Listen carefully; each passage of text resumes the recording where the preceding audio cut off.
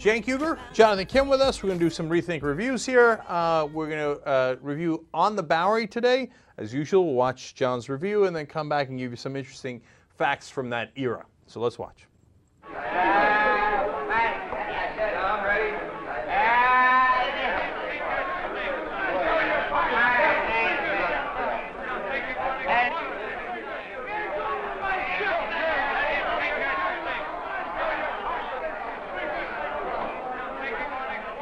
But the girl that I love stole a horse that I love.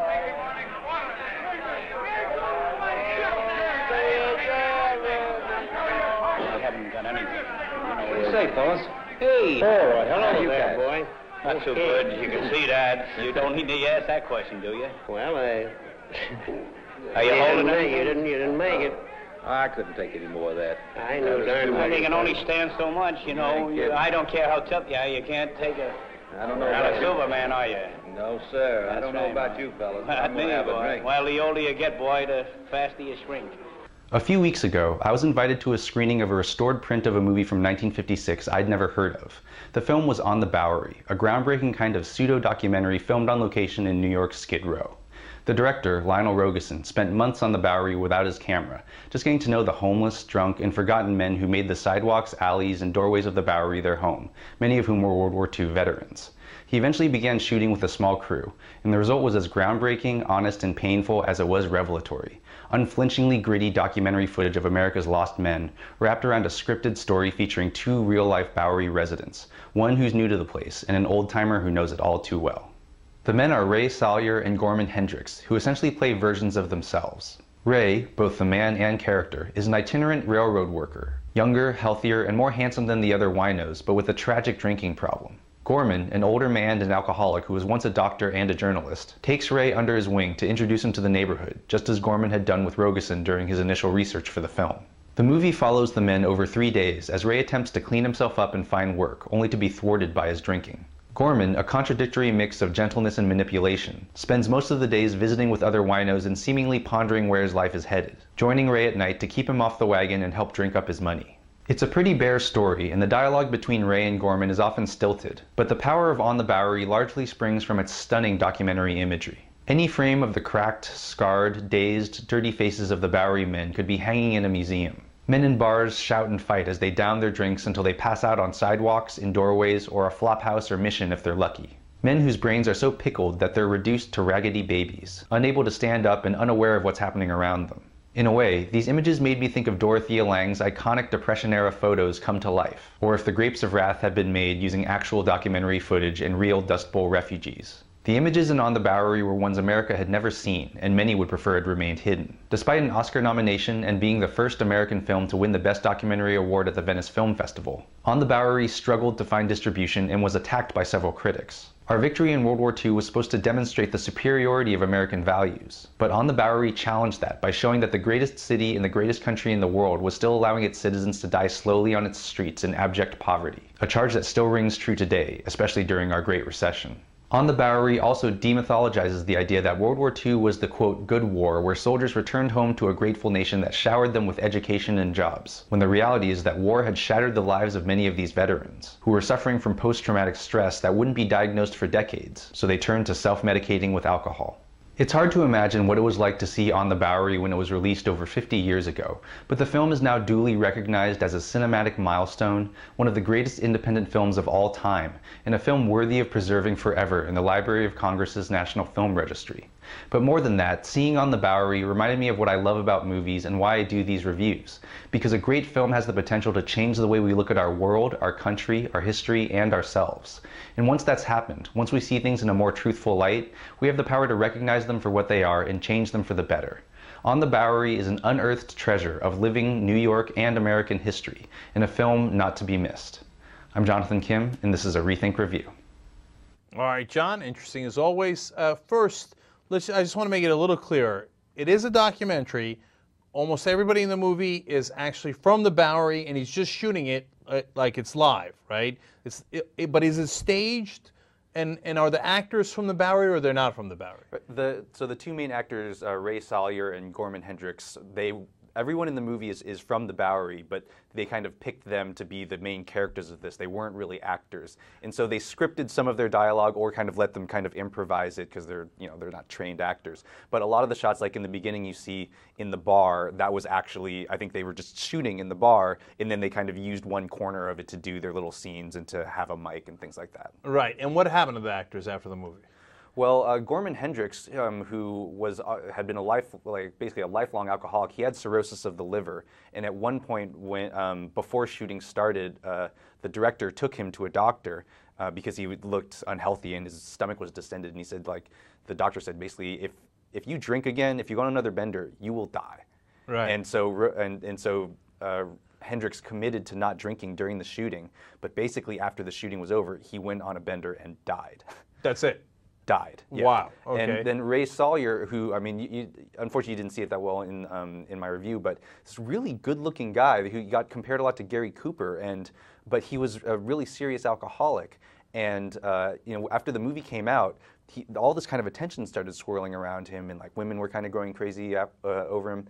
And a Hollywood studio actually offered him a $40,000 contract to come to Hollywood and be an actor, and he turned it down. Really? He said, quote, "I just want the Bowery and to be left alone," because he was just such a heavy drinker, and apparently one day, like, he just said, "I have to get out of here," and he got on a freight train, and no one ever saw him again. Wow. But if you, I mean, I know it's very serious, but if you take the 40,000, you could buy more beer. I don't know if he thought that one through. You know what I'm saying? But anyway, okay. Now, look, of course, as you said, this is because a lot of these guys were in the war, right? Right. And back then they didn't call it post-traumatic stress disorder. What do they call it, and what did they think of it? Right. I mean, there was the idea of shell shock, which there's kind of different definitions, because there's combat stress reaction, which is considered more kind of on the battlefield, but that can lead to PTSD afterwards. But there was shell shock, and then as someone else told me, they used to just call it nerves, or there was also combat fatigue, but for a long time this was basically undiagnosed. And at one point they created something called the PI principles, which were meant to deal with what was called NYDN, which was not yet diagnosed nervous cases, which was basically people who whose brains were just broken. And I'd be pretty nervous too if there were bombs dropping all around me. Right, exactly. And if there were Nazis shooting at me and possibly capturing me, that would give me the nerves. Yes, it would. Yes. So, I mean, at first they started to kind of learn some lessons in World War I, and then kind of forgot them by World War II, and then started to bring in psychiatrists. But there was also the idea that this obviously has to happen in all wars. And during the Civil War, there was something called soldier's heart and nostalgia, which were considered just like it's like being sad. Like being sad on the battlefield, whereas actually you're traumatized. And when you think about like the number of casualties that happened in World War II, I mean, now we're saying that like the percentages of PTSD in any conflict, no matter what, is something like over 50%. But in World War II, where tens of thousands of people were dying in single battles, it must have just been off the charts. And so these guys were coming back, the world just didn't make sense anymore, and all the things that we know about PTSD now, where you have trouble staying in your family, high divorce rates, can't hold jobs, you're paranoid, you're twitchy and everything, you can't sleep.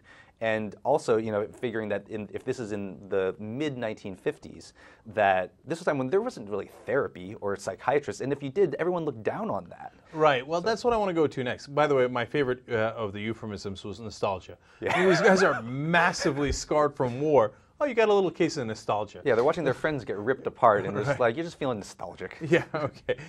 But so what happened to them when they came back? I mean, I don't know if you know this, but how was the Veterans Administration, did they get treatment? Did they not get treatment? Or they're like, well, go to the Bowery and drink yourself to death. That's it. I think that there were probably veterans halls, but I mean, it's kind of like what we have now. It's people who fall out of the system, and also I think there's this idea that, well, you just, you come back from war, you get your job and go on with your life, like, good job, but not realizing that this is like a different type of job. But I didn't actually get that much information on that. But at this point, the U.S. has a system that is called biceps, which deals with which stands for brevity, immediacy, centrality or contact, expectancy, proximity, and simplicity. And these are ways to kind of deal with basically battlefield problems. So obviously we're getting better and better at this, but the problem is people who aren't going in for getting help, they're falling out of the system, or just the idea that soldiers are supposed to adapt. They're supposed to adapt with whatever's wrong with them and kind of fight through it. But now, luckily, it seems like that idea is changing. But I mean, the big thing is, let's just not get in wars. You're not going to come out like something's going to get broken in you physically or mentally. Right, I hear you. By the way, today, the conservatives in the House, among the Republicans, released what they would cut. And I give them credit for actually releasing the list, right? Finally, yeah. Right. One of the things they'd cut, of course, is Veterans Affairs. Okay, come on. You already fought the war. We don't need you anymore, right? Yeah. So that's one of the issues. But now, look, the other part that I was fascinated by is the context. So in the 1950s, everybody has this vision of like it being idyllic in America, and Harriet and whoever, and Cleaver and Beaver and all those folks, and of course you had this as well. And so, how prevalent was this, and how much were people pissed that we were showing it to the rest of the world? Right. Well, like I said, the movie was having a hard time getting distribution, and because it just showed this America that no one really wanted to talk about. And famously, so the movie won this award at the Venice Film Festival, and Claire Luce Booth, who was the ambassador to Italy, the U.S. ambassador to Italy, refused to see the movie. Just said, no, this does not represent America or American values. Basically, just wanted to pretend that it didn't exist. And I think when they tried to find the movie and restore it, they had to go to other countries to find good quality prints of it, because there were so few of them in America. Because it wasn't getting shown that many places. It was just considered, oh, this is depressing, or oh, it's focusing on the bad things about America. But in other parts of the world, they were kind of fascinated by it. And I mean, when you look at you could make a movie like this now and it would be revolutionary, I think, if you actually just stayed with homeless people in homeless camps, cast them in a movie to play characters that were basically themselves, would still be amazing. And one thing, like when I watched this, it reminded me a lot of the mid-90s movie Kids. Mm-hmm. That was like became kind of a sensation and sort of a scandal. But I think what was amazing about that for people was that it looked and felt very much like a documentary. And it was these kids in New York who, they weren't like abused or coming from broken families or anything like that, but were doing lots of drugs, having unsafe sex and things like that. And it really kind of blew people's mind. And I think that this movie was like that, but much, much more so. You know, in this day and age, I don't think that it would work out with homeless people, because I think people already know that there's homeless people. And at this point, we've kind of become immune to it. Like, yeah, there's Skid Row in LA. It is what it is. And people kind of know what it is. I think the equivalent would be doing a movie on Detroit, where it's supposed to be a city, right? Or Camden, right? And you think, no, it's fine, it's Detroit, right? And you go through the city and you realize, oh, it's devastation, right? There aren't any jobs left. And then what's left is, when you remove a lot of the government services, as happens in Camden, what you get left is crime, right? That's what we don't want to see today in our contemporary America. We don't want to see these cities that are crumbling, right? We don't want to acknowledge it. So I think that would be an interesting... Yeah, I think also to look at like the tent cities of the newly homeless, to see what that looks like. Because, I mean, I think there's so much this idea, I mean, especially amongst Republicans, that unemployed people, it's basically their own fault. And the way to make them get jobs is the tough love of cutting off unemployment. Right. And you know, let me just, one last thing on that. There's a town in Alabama that I keep talking about where they ran out of money and they can't pay the pension anymore. So now people literally, out of a New York Times story, freezing to death because they don't have anything. They don't have anything. They're in their homes. They can't pay the heat bill and they freeze, right? And to do a documentary on a town like that in the heart of Alabama, and what happens when they say, sad day for you, we're just not, you had a contract, you worked your whole life, you got this pension, well, we're violating the contract. Now, if you violate contracts with the big banks, oh, hell no. Hell no. You do it for an average guy in Alabama, and he's screwed, and no one gives a damn. I think that'd be the equivalent of it. All right, but lastly, on this movie, I want to ask you, tell us a little bit about the history of the Bowery, because I'm interested in that, too. Right. So, I mean, the Bowery, it's one of the oldest streets in, I think it's the oldest street in Manhattan, and used to be sort of a very lively theater district and bars and things like that, and was also, if you saw Gangs of New York, the Bowery was kind of at the end of the 5 Point slum, and the Bowery Boys were a very famous gang, and a lot of sort of underworld stuff kind of came out of the Bowery. And then it started to slide, and then basically, I think in the late 1800s, through the 1950s, they built an elevated subway over the Bowery, and it made the street dark. And so, like, a lot of the nicer businesses left. It literally became a darker place where kind of darker aspects of the society kind of gathered. The bars just became more run down. They became like what they called gin mills, and then the hotels turned into flop houses, which you see in the movie, where it's basically like beds separated by plywood on the side with like chicken wire across the top. But for just a few cents, you would at least have a bed to stay in and not end up sleeping on the streets. But I think it's interesting that it shows that city planning matters. you shroud a street in darkness, and it's not going to thrive. But now it's becoming much more gentrified and now considered a very nice place to live. Right. Now probably Wall Street guys are moving in, and those are actually the darkest characters in America. Yes. Okay. So in some ways, full. All right. Jonathan Kim, ReThinkReviews.net, on Huffington Post, on YouTube, etc. John, thank you so much for coming in, as always.